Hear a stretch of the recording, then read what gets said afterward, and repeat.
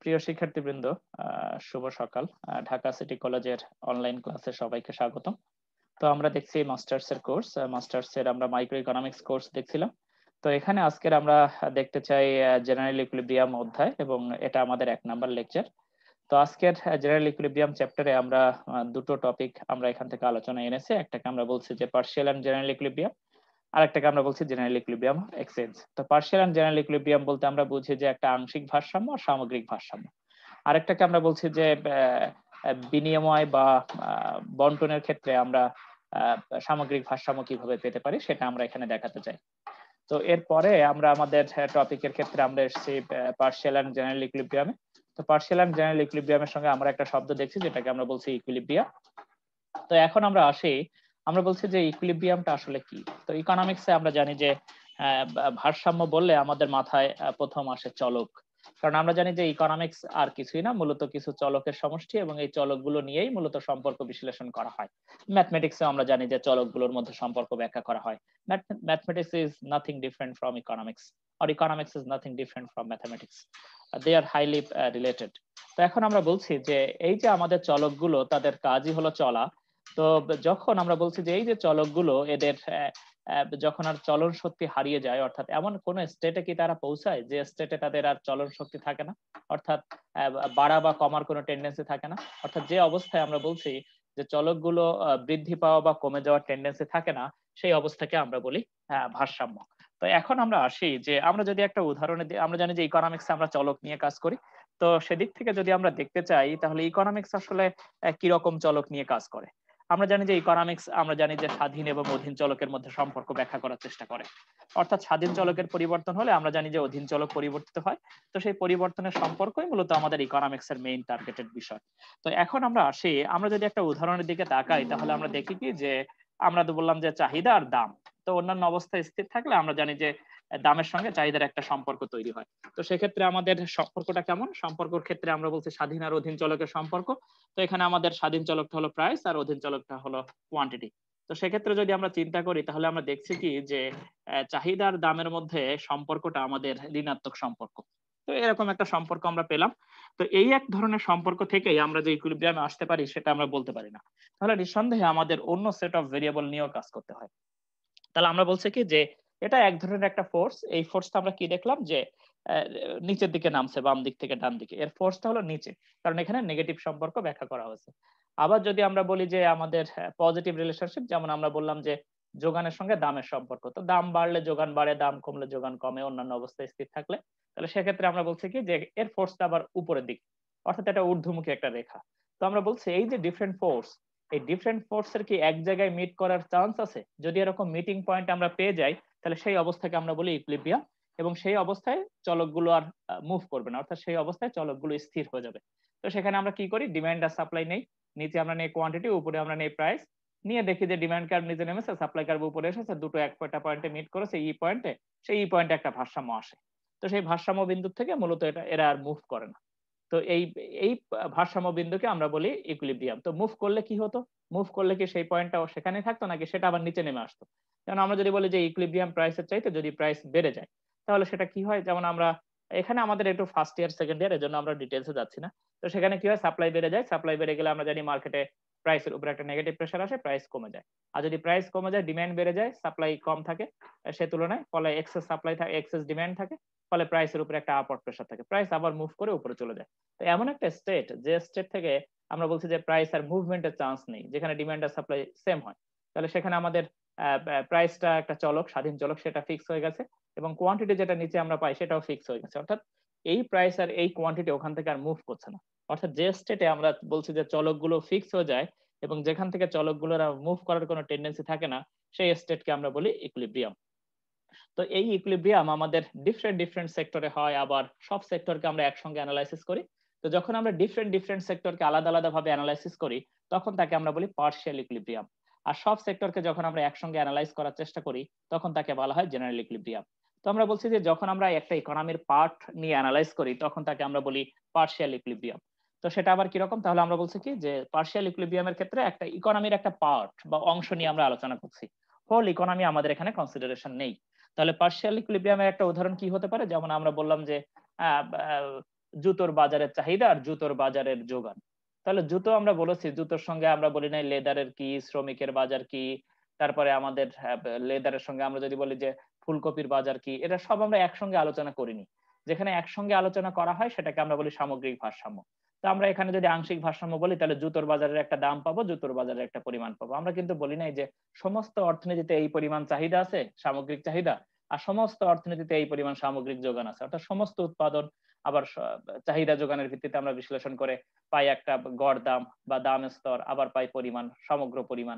সেটা আমরা এখানে পার্শিয়াল অ্যানালাইসিসে দেখাই না। তাহলে পার্শিয়াল অ্যানালাইসিসে আমরা কি করি, শুধু ইকোনমির একটা পার্ট বা একটা বিশেষ অংশ নিয়ে আমরা আলোচনা করি। যেমন আমি বললাম যে ফুলকপির বাজারে একটা চাহিদা আছে, ফুলকপির একটা যোগান আছে, সেহেতু ফুলকপির একটা দাম আছে। এটা একটা পার্শিয়াল অ্যানালাইসিস, একটা নির্দিষ্ট পার্ট নিয়ে। আমি যদি বলি গাড়ির বাজার, গাড়ির চাহিদা আছে, গাড়ির যোগান আছে, কিন্তু গাড়ির সঙ্গে তার অন্যান্য পার্টস পাতি বা গাড়ির সঙ্গে ফুলকপি বা অন্যান্য দ্রব্যগুলো কিন্তু আমরা এখানে নেই না। তাহলে যেখানে আমরা সামগ্রিক চাহিদার যোগান দিয়ে বিশ্লেষণ করি, কোন সেক্টরকে আমরা বাদ দেই না, সেটা হলো আমাদের জেনারেল ইকুইলিব্রিয়াম। তো আমরা আসি এখান থেকে।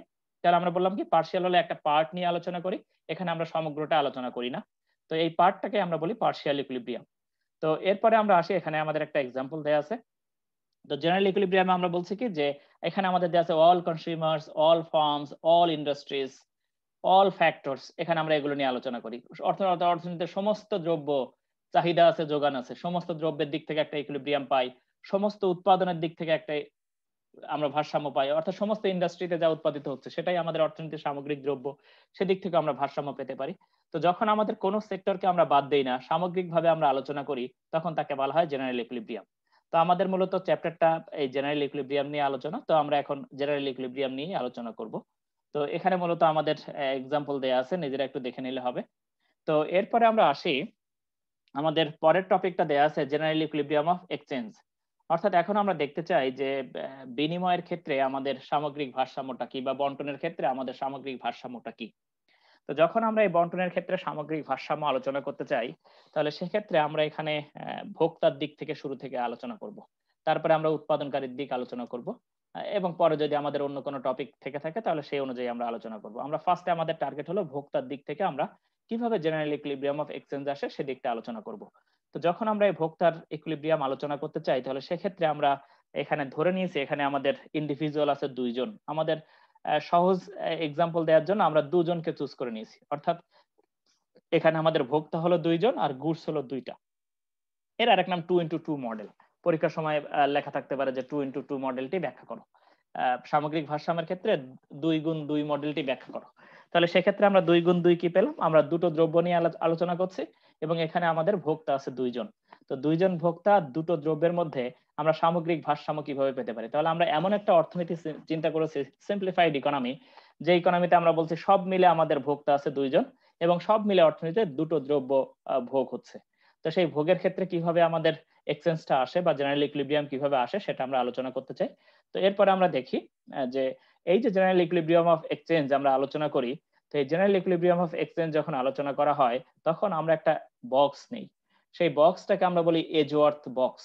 তো সেই এজওয়ার্থ বক্সটা আমরা মূলত এখন আলোচনায় আনতে চাই। তো এজওয়ার্থ বক্সটা আমাদের কি দেখায় সেটা আমরা একটু দেখতে চাই। মূলত এখানে আমাদের দেখাবে কি, তাহলে আমরা যেহেতু এজওয়ার্থ বক্সে আলোচনা করতে চাই, তাহলে আমাদের মাথার মধ্যে আসছে নিঃসন্দেহে এজওয়ার্থ বক্সটা দুটো দ্রব্য আর দুজন ভোক্তার মধ্যে নিঃসন্দেহে কোনো একটা বিনিময় দেখাবে। তাহলে আমরা আমাদের সাহায্য নেওয়ার জন্য এমন একটা বক্স নিয়েছি যে বক্সটা মূলত আমাদের এজওয়ার্থ নামে একজন ইকোনমিস্ট তিনি দেখিয়েছিলেন। তো সেই আমরা বক্সটা একটু দেখে আসি। এই হলো আমাদের সেই এজওয়ার্থ বক্স। তো এখন আমরা কয়জন কনজিউমারকে নিয়েছিলাম, এখানে আমরা দুজন কনজিউমারকে নিয়েছিলাম আর আমরা বলেছিলাম দুটো গুডস এখানে আমরা নিব। তো আমরা দেখি যে আমাদের বক্স একটা আছে এখানে, এরকম বক্স, এটা চতুর্ভুজ। তো চতুর্ভুজের দেখার আগে আমরা একটু দেখে আসি যে আসলে আমাদের ভোক্তা কে কে আছে আর গুডস কিভাবে এখানে ভোগ হতে পারে। তো এখানে আমরা দেখছি কি যে এখানে আমাদের দুজন ভোক্তা আমরা নিয়েছি, একটা হলো এ আর একটা বি। আমরা আগে এরটা ব্যাখ্যা করি। তো আমরা বললাম এটা হলো আমাদের শূন্য অক্ষ, এই যে এটা। তাহলে এখানে আমাদের শূন্য হলে এটা হলো আমাদের লম্ব অক্ষ, এটাকে আমরা ও ওয়াই বলতে পারি। আর এটা হলো আমাদের ভূমি অক্ষ, যেটা আমাদের ও এক্স। আর তাহলে এখানে আমরা বলছি কি যে ভোক্তা এ সে দুটো দ্রব্য ভোগ করতে পারে, একটা হলো তার এক্স দ্রব্য আর একটা হলো তার ওয়াই দ্রব্য। অর্থাৎ এক্স আর ওয়াই দুটোর মধ্যে সে ভোগ করতে পারে। তো যখন আমরা ভোগ দেখাই এরকম এক্স আর ওয়াই এর, তখন আমরা এখানে একটা রেখা পাই, যে রেখাকে আমরা বলি নিরপেক্ষ রেখা। নিরপেক্ষ রেখা কি দেখায়, যে ভোক্তা এক্স এর ভোগ বাড়াতে পারে, ওয়াই এর ভোগ কমিয়ে দিতে পারে।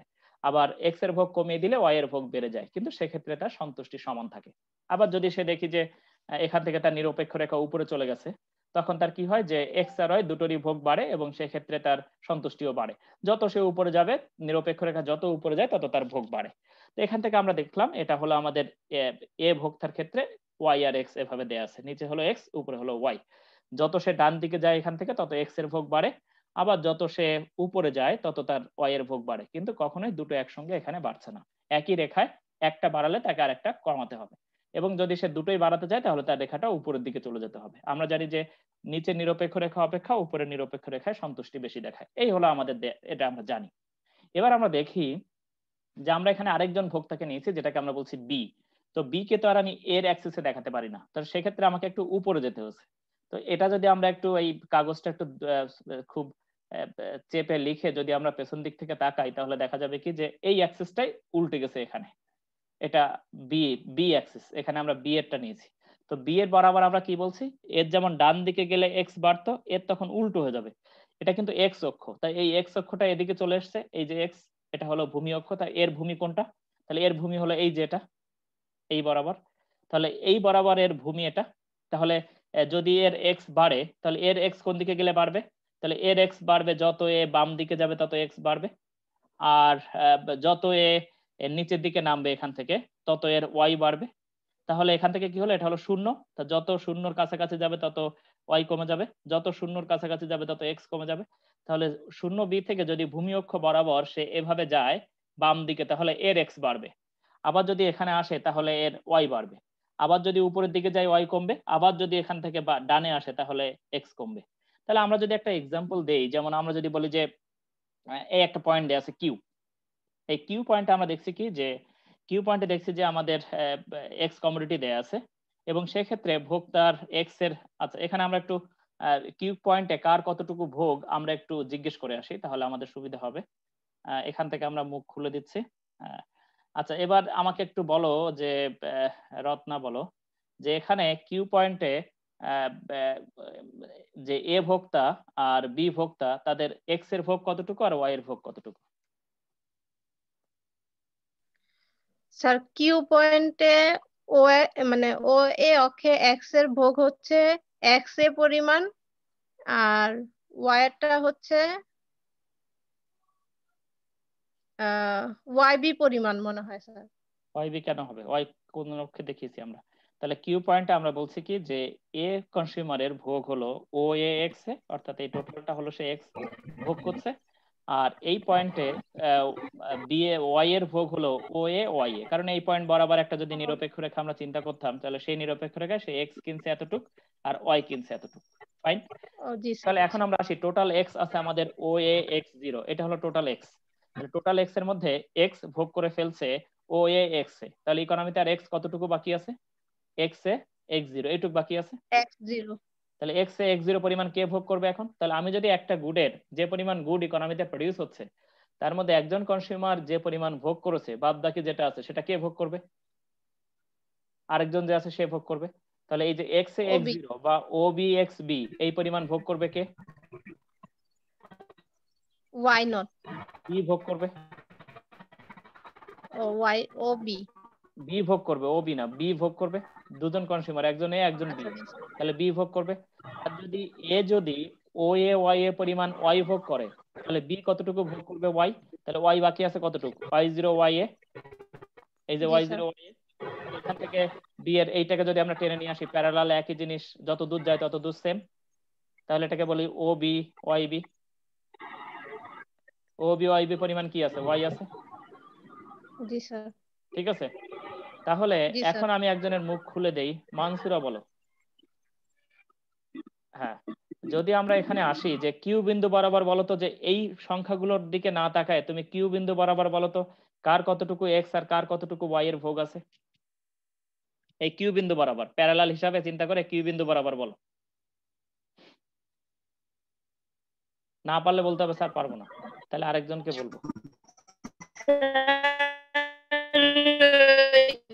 স্পিকার, স্পিকারের সমস্যা আছে, স্পিকারের সমস্যা আছে। কলিমুন্নেসা বলো, কলিমুন্নেসা বলো, স্পিকারের সমস্যা আছে। দ্রুত বলো, দ্রুত বলো, আমাদের শেষ করতে হবে এটা। কলিমুন্নেসা বলো।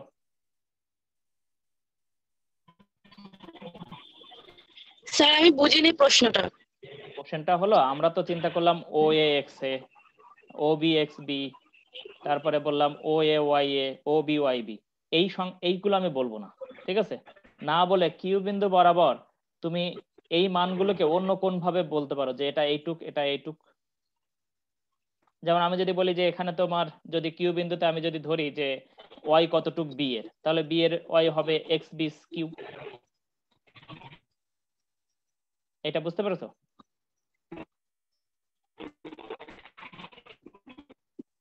শুনতে পাচ্ছি না। এই কে আছে? কলিমুন্নেসা বলো। শুনতে পাচ্ছি না আমরা, তোমার স্পিকারের সমস্যা অথবা নেটওয়ার্কের সমস্যা। অর্পিতা বড়ুয়া বলো, অর্পিতার তো এখানে স্পিকার নেই। রত্না বলো, কিউ বিন্দু বরাবর এক্স আর ওয়াই কতটুক করে? এর এক্স কতটুক, ওয়াই কতটুক? যদি আমরা এই বিন্দু বরাবরই দেখি তাহলে এক্স কত, Y A Q, R Y কত, কিউ এক্স এ।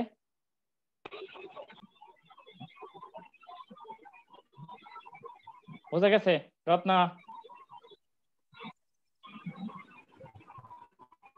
জি স্যার, বুঝতে পেরেছি। স্যার ওয়াইটা কি ওয়াই নট এক্স বি? কোথায় Y naught? Y naught X B কেন হবে? এটা তো এক্স দেখাচ্ছে, এটা এক্স অক্ষ না, এটা তো ভূমি। তাহলে যদি এক্স বলা হয় সেটা ওয়াই এ কিউ হতে পারে, ও এ এক্স এ হতে পারে, অথবা ওয়াই জিরো এক্স বি হতে পারে, তিনটাই হতে পারে।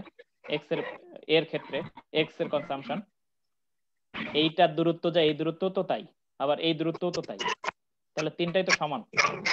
আবার যদি আমি বলি যে এখান থেকে তাহলে কিউ পয়েন্টে এর ওয়াই কতটুক, তাহলে সেটা আমি বলতে পারি ও এ ওয়াই এ, এটাও হতে পারে। আবার এই দূরত্ব আর এই দূরত্ব তো সমান, কিউ এক্স এও তো সমান, আবার ওয়াই বি এক্স জিরো তো সমান, এই যে এটাও তো সমান, জি স্যার। এটাও হতে পারে। আবার যদি আমি বলি যে তাহলে কিউ পয়েন্টে ও বি এর এক্স কতটুক, তো ও বি এর এক্স কতটুক, তাহলে কিউ পয়েন্ট বরাবর ও বি এক্স বি হতে পারে, অথবা কিউ ওয়াই বি হতে পারে, এটা দূরত্ব তো সেম। আবার এক্স এক্স জিরো হতে পারে, স্যার অর্থাৎ দুইটার মধ্যে একটা দিলেও হবে? যে কোনো একটা লিখলেই হবে। অর্থাৎ এক্স যদি ও এ এক্স এ ভোগ করে আচ্ছা ফেলে ঠিক তাহলে আছে। বাকি আছে কতটুক, X X A X zero, G বা স্যার। কিউ এগ ওয়াই বি, বা এক্স বি ওয়াই ও বি, এটুক বাকি আছে আর এক্স এর জন্য, ওই ওয়াই বি এর জন্য। আবার যদি আমি বলি যে তাহলে বি কতটুক ওয়াই ভোগ করছে, তাহলে বি ওয়াই ভোগ করছে ও বি ওয়াই বি, এটাও যা এক্স বি কিউ সেটাও তাই, আবার ওয়াই জিরো ওয়াই এটাও তাই। তাহলে ইকোনমিতে আমরা বলছি কি যে প্রোডাকশন হচ্ছে এক্স আর ওয়াই এর, এইখানে মানে একজন যা ভোগ করে তার লেফট যতটুক থাকে ততটুক কিন্তু আরেকজন ভোগ করে। তাহলে ডিস্ট্রিবিউশন কিভাবে হচ্ছে, যে একজন যদি 10 একক প্রডিউস হয় ইকোনমিতে এক্স, তার যদি একজন 8 একক কনজিউম করে তাহলে বাদ বাকি আরেকজনের জন্য কয় একক আছে? ভেরি সিম্পল, 2 একক পড়ে আছে। আবার যদি ইকোনমিতে ওয়াই প্রডিউস হয় 6 একক, একজন 3 নিচ্ছে, তাহলে আরেকজনের জন্য কত পড়ে আছে? 3 পড়ে আছে। তাহলে ইকোনমিতে ডিস্ট্রিবিউশন হচ্ছে দুটো গুডের, আমরা এক্স বা ওয়াই, এই দুটো গুডের ডিস্ট্রিবিউশন হচ্ছে কিভাবে, একজন যা ভোগ করে বাকি থাকছে তা আরেকজনের মাঝে ডিস্ট্রিবিউট হচ্ছে, এক্সচেঞ্জ হচ্ছে এইভাবে। একজনেরটা বাড়লে আরেকজনেরটা কি হয়ে যাচ্ছে? কমে যাচ্ছে, যদি আমরা একই রেখায় থাকি আর কি। তো এই হলো আমাদের এই এজওয়ার্থ বক্স। তো এজওয়ার্থ বক্সে এভাবে আমরা এক্সচেঞ্জ করি আর কি। তো এটা ডিটেলস আমরা আরো দেখাবো, তো সেই ডিটেলসে যাচ্ছি আমরা। এগুলো ওখানে আমি যা বলেছি সেভাবেই লেখা আছে, এটা নিজেরা একবার দেখে নিলেও হবে। তো এখন আমরা জেনারেল ইকুইলিব্রিয়াম অফ এক্সচেঞ্জ এবং এটা ম্যাক্সিমাইজিং স্যাটিসফ্যাকশন, আমাদের পরীক্ষায় কোশ্চেন আসলে এভাবে আনসার দিতে হবে। তো জেনারেল ইকুইলিব্রিয়াম অফ এক্সচেঞ্জের ক্ষেত্রে আমরা ম্যাক্সিমাইজিং স্যাটিসফ্যাকশনটা গুরুত্ব দিই আর কি, যেখানে স্যাটিসফ্যাকশন ম্যাক্সিমাম হবে সেখানেই মূলত আমাদের ইকুইলিব্রিয়ামটা আসবে, এবং সেই স্টেট থেকে কনজিউমার আর নড়বে না। তো এখন আমরা আসি যে এখানে আমরা বলছি যে এই হলো আমাদের ওয়াই অক্ষ, যেটাকে আমরা বলেছিলাম ভার্টিক্যাল অ্যাক্সিস বা লম্ব অক্ষ এর ক্ষেত্রে, আর এটা হলো আমাদের ভূমি অক্ষ বা হরাইজন্টাল অ্যাক্সিস এর ক্ষেত্রে, আর বি এর ক্ষেত্রে এটা হলো আমাদের হরাইজন্টাল অ্যাক্সিস, আর এটা হলো আমাদের ভার্টিক্যাল অ্যাক্সিস। আমরা এই ভার্টিক্যাল অ্যাক্সিসে আমরা নিয়েছিলাম ওয়াই গুডের কনসাম্পশন অর্থাৎ ওয়াই এর ভোগ, আর এখানে আমরা নিয়েছিলাম এক্স এর কনসাম্পশন অর্থাৎ এক্স গুডের কনসাম্পশন। আর এই বরাবর আমরা এই উপরের হরাইজন্টাল যেটা দেখা যাচ্ছে উপর বরাবর, এটা আমরা নিয়েছিলাম বি এর ক্ষেত্রে কতটুকু লেফট থাকে এক্স ভোগ করার পরে এ কনজিউমার, আর এখানে আমরা নিয়েছিলাম যে এই বরাবর ওয়াই এর কনসাম্পশন, অর্থাৎ এই দূরত্ব যায় এই দূরত্ব তা, এই দূরত্ব যায় এই দূরত্ব তাই। তো এখন আমরা আসি এখান থেকে, আমরা বলছি যে এখানে দুজন কনজিউমার দেয়া আছে, তো ফার্স্ট আমরা এ কনজিউমারকে একটু ব্যাখ্যা করি, কারণ এখানে কিছু গ্রাফ দেখা যাচ্ছে যেগুলো আমাদের কাছে দুর্বোধ্য মনে হতে পারে, কিন্তু এটা আমাদের জন্য একটা সিম্পল গ্রাফ। তো সেই গ্রাফের দিকে আমরা তাকাই। ফার্স্ট আমরা দেখছি যে এই একটা নিরপেক্ষ রেখা। আমরা নিরপেক্ষ রেখাগুলো কেমন জানি সেটা আমরা একটু দেখে আসি। আমরা একটা শেয়ারে যাচ্ছি, হোয়াইট বোর্ডে। তো আমরা যদি বলি যে আমাদের দেয়া আছে এরকম, এই এটা হলো আমরা বলছি কনজিউমার এ, এটা হলো 0, এটা এ কনজিউমারের। এ কনজিউমার তার দুটো গুডের মধ্যে সে মুভ করতে পারে, একটা হলো এক্স গুড আর একটাকে আমরা বলছি ওয়াই গুড। তো এখানে আমরা আসি, আমরা বলছি যখন সে এক্স আর ওয়াই এর মধ্যে মুভ করতে পারে, কিভাবে মুভ করতে পারে, এই হলো আমাদের নিরপেক্ষ রেখা। এটাকে আমরা বললাম I0, নিরপেক্ষ রেখা, ইনডিফারেন্স কার্ভ। এখন এখানে আমরা কি জানি যে সন্তুষ্টি সমান রাখতে গেলে যদি সে এক্স বাড়িয়ে দেয় তাহলে তার ওয়াই কমে যাবে, অর্থাৎ এক্স এখান থেকে বেড়ে গেলে তার ওয়াই কমে যায়, কিন্তু প্রত্যেক পয়েন্টে তার স্যাটিসফ্যাকশন সেম। এটা আমরা নিরপেক্ষ রেখার বৈশিষ্ট্য দেখেছিলাম। এখন আমরা যদি বলি যে সে যদি এমন ইনডিফারেন্স কার্ভে রিচ করতে পারে যেটা I0 চাইতে উপরে, তাহলে দেখা যাবে কি যে এই পয়েন্ট বরাবর যদি এক্স ও বেড়ে গেছে, ওয়াই ও বেড়ে গেছে, অর্থাৎ এখানে এক্স এর ভোগ আগে যা ছিল তার চাইতে বেড়েছে, আর বি পয়েন্ট বরাবর ওয়াই এর ভোগটাও বেড়ে গেছে। অর্থাৎ আমরা দেখছি কি যে সি পয়েন্টে আমাদের এক্স এরও ভোগ বেড়েছে, আবার ওয়াই এরও ভোগ বেড়েছে। অর্থাৎ ইনডিফারেন্স কার্ভের চাইতে উপরে যদি কোনো কার্ভ থাকে তাহলে সেখানে সন্তুষ্টি বেশি থাকে। অর্থাৎ এটা যদি আমরা সন্তুষ্টি ধরি S0 স্যাটিসফ্যাকশন, তাহলে এটা সন্তুষ্টি যদি আমরা ধরি S1, তাহলে এটা যদি আমরা বলি I1, তাহলে I1 এর যে স্যাটিসফ্যাকশন সেটা কি হবে, গ্রেটার হবে কার চাইতে, I0 এর স্যাটিসফ্যাকশনের চাইতে। তাহলে সেক্ষেত্রে আমরা বলছি কি স্যাটিসফ্যাকশন 1 ইজ গ্রেটার দেন কি স্যাটিসফ্যাকশন 0, কারণ এখানে দুটো দ্রব্যের ভোগই বেশি, ভোগ বাড়লে আমার মোট সন্তুষ্টি বেড়ে যায়। যদি আমি আরো উপরে যেতাম, I2 তে যেতাম, তাও আমার সন্তুষ্টি আরো বেড়ে যেত। কিন্তু একই রেখায় যখন আমি দেখছি তখন আমার দেখা যাচ্ছে কি একটার ভোগ বাড়লে আর একটার ভোগ কমে যায়, কিন্তু সন্তুষ্টি সমান। এটা আমরা দেখলাম কি যে আমরা এ ভোক্তার দিক থেকে দেখলাম। এবার যদি আমরা বি ভোক্তার দিক থেকে আসি তাহলে কি হবে, আমরা এখানে ক্লিয়ার করে দিচ্ছি। তাহলে ক্লিয়ার করে দিয়ে আমরা দেখি, তাহলে আমরা ধরলাম বি ভোক্তা। তাহলে বি ভোক্তার হলো এরকম দেয়া আছে, এটা হলো আমরা বললাম 0, এটা হলো আমাদের বি। তাহলে বি ভোক্তার ক্ষেত্রে আমরা কি দেখছি, এদিকে গেলে তার এক্স এর ভোগ বাড়ে এদিকে গেলে, আর এদিকে আসলে আমরা বলছি যে তার ওয়াই এর ভোগ বাড়ে, এই যে ওয়াই এর ভোগ বাড়ে। তাহলে সেটা কিরকম, এখন তার রেখাগুলো কেমন হবে, এখন তার রেখাগুলো কি এরকম হবে নাকি সেটা এরকম হবে, এই যে এরকম হতে থাকবে। এই রেখাগুলো এবার নিরপেক্ষ রেখাগুলো এরকম হবে, এরকম হতে হতে এই পর্যন্ত চলে আসলো, এই যে। তাহলে তার রেখাগুলো এভাবে সামনের দিকে মুভ করে। তাহলে যত সামনের দিকে আসে তত তার সন্তুষ্টি বেশি, কিন্তু একই রেখায় সন্তুষ্টি সমান। এই রেখার চাইতে এই রেখায় সন্তুষ্টি বেশি, কিন্তু এই রেখার প্রত্যেক পয়েন্টে আবার সন্তুষ্টি সমান। সে যদি এক্স বাড়ায় তাহলে তার ওয়াই কমে যায়, আর ওয়াই কমে গেলে এক্স বেড়ে যায়, তাহলে এখানে তার সন্তুষ্টি সমান। তাহলে এবার আমরা মুছে দিয়ে আমরা দেখি যে এখান থেকে আমাদের দুইজন যে ভোক্তা আমাদের এখানে নিয়েছি, সেই দুইজন ভোক্তার ক্ষেত্রে আমাদের আসলে কিভাবে তারা ভারসাম্যে পৌঁছাতে পারে। তো আমরা এটা নিলাম আমাদের এক্স এর জন্য, এটা এক্স এর দিকে এই সরি এর জন্য আমরা দেখলাম এরকম এ, এটা হলো এ কনজিউমারের ক্ষেত্রে নিলাম, আর আমরা আরেকটা নিলাম বি কনজিউমারের ক্ষেত্রে।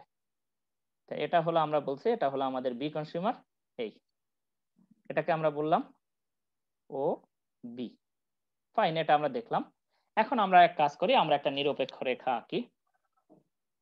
ধরলাম এরকম দেয়া আছে, এর নিরপেক্ষ রেখা এইভাবে যেতে পারে। এইগুলোকে আমরা বললাম নিরপেক্ষ রেখা হলো কার নিরপেক্ষ রেখা, এটা এটাকে আমরা বললাম এই পর্যন্ত চলে গেল, সরি এই পয়েন্ট বরাবর চলে গেল, এই যে এই পয়েন্ট দিয়ে। এটা হলো কার নিরপেক্ষ রেখা, এটা হলো নিরপেক্ষ রেখা এর। এটাকে আমরা বললাম A1 A2 A3, 2 বললাম, এটা 3, এটা 4, এটা 5, এভাবে তার নিরপেক্ষ রেখা উপরের দিকে চলে গেছে। এবার যদি আমরা বি এরটা নেই, তাহলে বি এরটাকে একটু নিয়ে নেই আমরা। তাহলে বি এরটা নিলে আমরা একটা কালার, একটা সুন্দর কালার চুজ করে নিই। তাহলে বি এরটা ধরলাম আমরা এরকম দেয়া আছে, এরকম দেয়া আছে, এরকম দেয়া আছে, এরকম দেয়া আছে, এরকম দেয়া, সরি এটা এর সঙ্গে মিলে যাবে, তাহলে একটু মুছে নেই, এখান থেকে এটা পুরোপুরি মুছে গেল।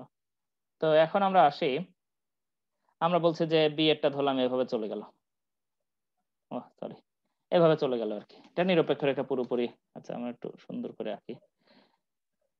তো এখান থেকে আমরা দেখছি কি যে বি এরটা এখান থেকে চলে গেল, এই যে এভাবে চলে গেল আর কি, নিরপেক্ষ রেখাগুলো তার এদিকে গেলে তার সন্তুষ্টি বাড়ে, এটা আমরা আগেই দেখে এসেছি।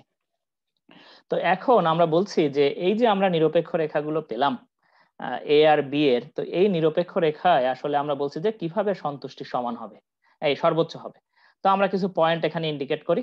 এটাকে আমরা বললাম সাপোজ পয়েন্ট এ, এটাকে আমরা বললাম সাপোজ, এটা এর সঙ্গে ধরলাম এখান থেকে মিটিং আছে, এটাকে আমরা ধরলাম পয়েন্ট বি, এখানে এটাকে ধরলাম পয়েন্ট সি, আর এখানে ধরলাম এর আরেকটা কার্ভ আমাদের আছে যেটাকে আমরা বললাম এটা হয়তো এরকম।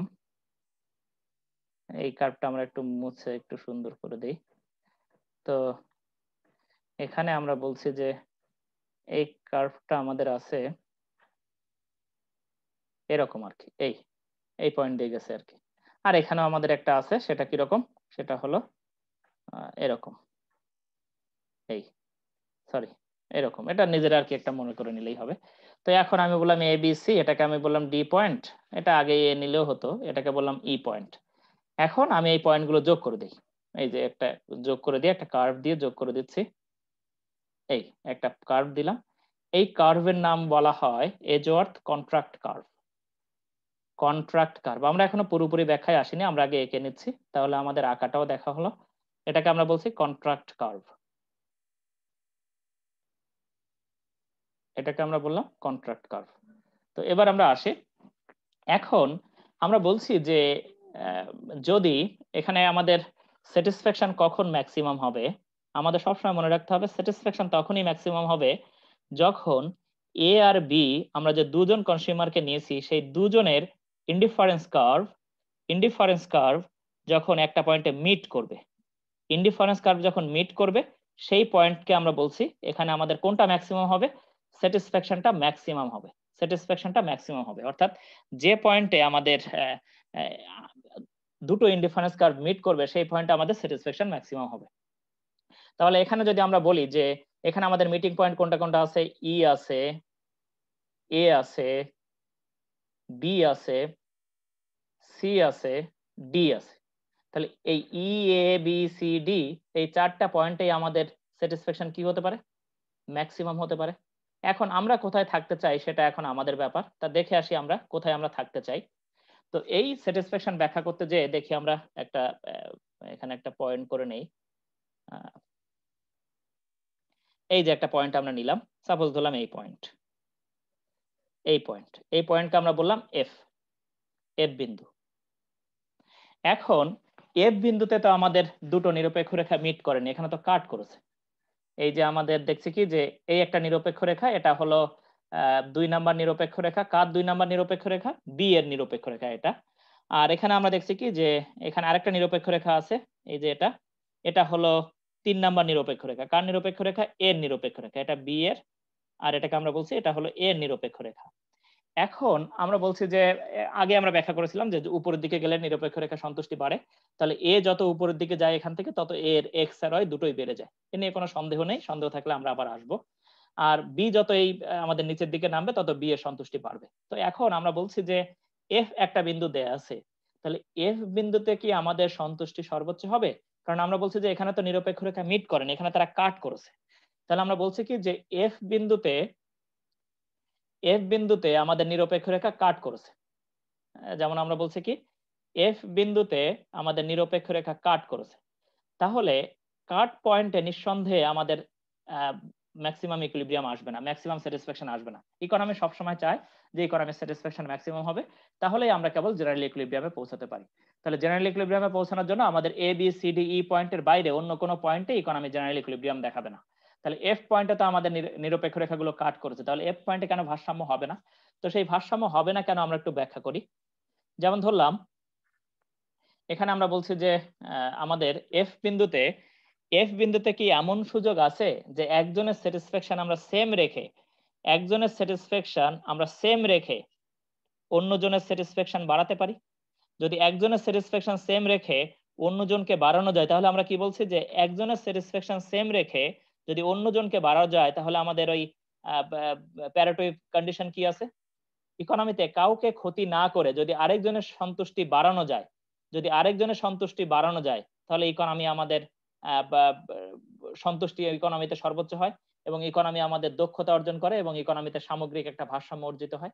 তাহলে সেটা আমরা কি বললাম, যে আমরা বললাম কি যে ইকোনমিতে যদি একজনের সন্তুষ্টি না কমিয়ে বা সেম রেখে যদি অন্য আরেকজনের সন্তুষ্টি বাড়ানো যায়, তাহলে ইকোনমি আমাদের ভালোর দিকে যায়। তাহলে সেক্ষেত্রে আমাদের ইকুইলিব্রিয়ামে আসতে গেলে কি হতে হবে, যে একজনের সন্তুষ্টি সেম রেখে আমরা কি আরেকজনের সন্তুষ্টি বাড়াতে পারি? তাহলে আমরা বলছি এফ আমাদের ইকুইলিব্রিয়াম পয়েন্ট না, এখন আমরা ইকুইলিব্রিয়ামে যেতে চাই। তাহলে যাওয়ার জন্য আমাদের এখন কি করতে হবে? এখন আমরা দেখি, আমরা এক কাজ করি।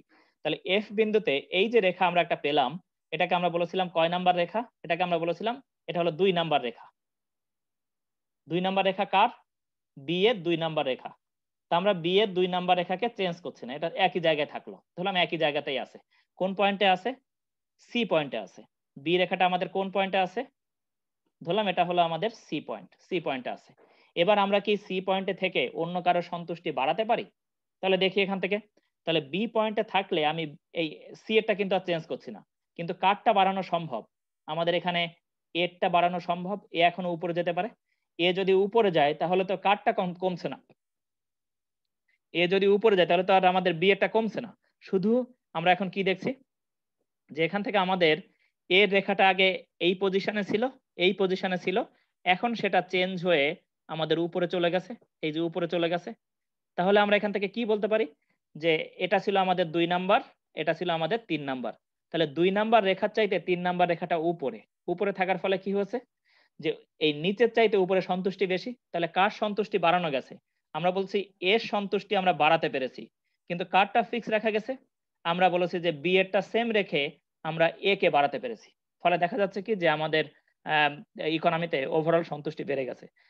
তাহলে এই যে আমাদের কন্ট্রাক্ট কার্ভ, এই কন্ট্রাক্ট কার্ভের প্রত্যেকটা পয়েন্টে আমাদের কিন্তু সর্বোচ্চ সন্তুষ্টি দেখায়, এবং এর বাইরের কোনো পয়েন্ট আমাদের ভারসাম্য দেখায় না। এখানে কাট করেছে। এখন আমি একটা কোশ্চেনে আসতে চাই, সেই কোশ্চেনটা এখন আমি করতে চাই। দেখি এখান থেকে। এখন রত্না বলো। হ্যাঁ, এখানে কারো সমস্যা থাকলে বলো, তারপরে আমি কোশ্চেনে আসছি আবার। সমস্যা থাকলে বলো, তাড়াতাড়ি মুখ খুলে বলো। আমি তো সবার মুখ খুলে দিয়েছি না নাকি? হ্যাঁ হ্যাঁ, এবার বলো। স্যার আপনি তো এতক্ষণ মুখ খুলেন নাই, কিভাবে বলবো, বলতে পারছিলাম না স্যার। আচ্ছা এবার বলো, এখানে সমস্যা স্যার থাকলে কি বলো। বলবো? আমি এবার কোশ্চেনে যাব, সমস্যা থাকলে বলো, নাহলে কোশ্চেন স্যার করি। সমস্যা হচ্ছে কি স্যার, এই প্রশ্নটা তেমন কোনো সমস্যা না, কিন্তু এই প্রশ্নটা মনে হয় আমরা আগে করেছিলাম, কারণ এরকম চিত্রটা তো দেখে মনে হচ্ছে অনেক আগে আমাদের এঁকেছিলাম মাস্টার্স এর মানে। 90% হলো সেকেন্ড ইয়ারের, ঠিক আছে? জি স্যার, আমরা এটা জাস্ট এই চিত্রটা ওইটাকে এঁকেছি, কিন্তু ওইখানে ওইটাকে তো বুঝছিলাম। এই জায়গায় স্যার আমার আসলে বিশ্লেষণটা একটু পড়তে হবে, তাহলে স্যার আরো ভালো না করে না না, বুঝে পড়তে যাবো হবে না, স্যার। আমি চাচ্ছি এখান থেকে বুঝে যেতে। এখন আমি একটা কোশ্চেন করি। কোশ্চেনটা হলো, জি। যেমন আমি একটা পয়েন্ট এখানে চুজ করলাম, এটা হলো আমাদের ধরলাম জি পয়েন্ট। তাহলে জি পয়েন্টে কি সামগ্রিক ভারসাম্য দেখাবে? জি না স্যার। কেন দেখাবে না? এখন কোন পয়েন্টে গেলে এখান থেকে সামগ্রিক ভারসাম্য হতে পারে? এটা কিন্তু কাট করেন, এটা টাচ করেছে ধরে নিলাম, কারণ এখানে আমার আঁকতে একটু অসুবিধা হয় কার্সার স্যার দিয়ে আঁকতে। জি পয়েন্টটা তো কাট করা, তাই এখানে স্যার ভারসাম্যটা দেখাবে না। তাহলে আমি যদি বলি জি পয়েন্টে ছাড়া কি এ আর বি তে ভারসাম্য, এ আর বি এর মধ্যে কোনটায় ভারসাম্য হবে?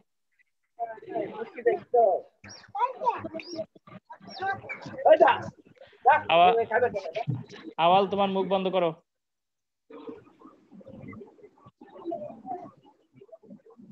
হ্যাঁ, এখানে স্যার এ, ভি। কেন এ না?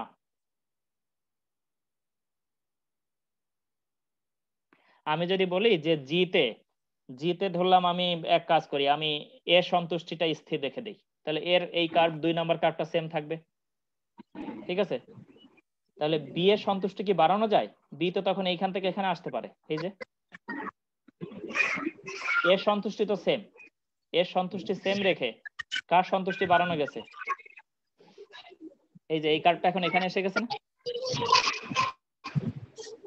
তার অর্থ কি, যে এখান থেকে আমাদের সময়ও কমে গেছে, যে এই পয়েন্টে এই এই বরাবর যে পরিমাণ এক্স আর ওয়াই এর উৎপাদন ছিল, দেখা গেছে কি যে আরো বেশি ইকোনমি প্রডিউস করতে পারে, বা আরো এফিশিয়েন্টলি ইকোনমিতে ডিস্ট্রিবিউশন হতে পারে। কারণ এখানে আমরা কি দেখছি, যে এই পয়েন্ট থেকে যদি আমরা এই পয়েন্টে আসি, তাহলে দেখা যাচ্ছে কি যে বি, সে কিন্তু তার সন্তুষ্টি, সে দেখছে কি যে এখানে এখানে আমরা দেখছি কি যে বি এর ক্ষেত্রে যে পরিমাণ এক্স আর যে পরিমাণ ওয়াই, সরি, এখানে বি এর ক্ষেত্রে যে পরিমাণ এক্স আর যে পরিমাণ ওয়াই আছে, তার চাইতে এখানে আমরা দেখছি কি যে বি এর ক্ষেত্রে এক্স আর ওয়াই এর ডিস্ট্রিবিউশনটা কিন্তু চেঞ্জ হয়ে গেছে। সে কিছুটা এক্স কম খেয়ে ওয়াই বাড়াতে চেয়েছে, অর্থাৎ তার কোন দিকে গেলে সন্তুষ্টি বেশি, তার ওয়াই এর দিকে গেলে সন্তুষ্টি বেশি। এখন আমরা একটু কালারটা চেঞ্জ করে নিই, তার ওয়াই এর দিকে গেলে সন্তুষ্টি বেশি। আবার যদি আমরা দেখি যে এই পয়েন্ট থেকে, তাহলে সে এক্স কিছুটা কমিয়ে দিলে সে যদি ওয়াই অনেকটা বেশি পেতে চায়, সেক্ষেত্রে তার সন্তুষ্টি বেড়ে যায়।